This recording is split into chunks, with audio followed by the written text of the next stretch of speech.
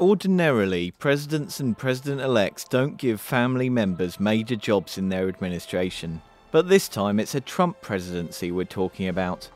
Transition officials announced on Monday that Jared Kushner, Donald Trump's son-in-law, has been chosen to be a senior White House advisor. Kushner, who is married to the president-elect's daughter Ivanka, is seen to have played a major role in the election campaign. He has also been one of the main liaisons to foreign governments since the election. As a senior advisor, 36-year-old Kushner will exert considerable influence over both foreign and domestic policy, especially Middle East issues and trade negotiations.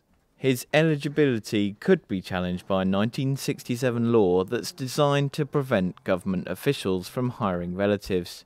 But Kushner's lawyers say the anti-nepotism law does not apply to the White House, noting that Hillary Clinton had worked on her husband's healthcare law when Bill Clinton was president in 1993. Kushner will not be taking on a salary and will resign from roles as CEO of his family's real estate company and publisher of the New York Observer. He will also divest his substantial assets.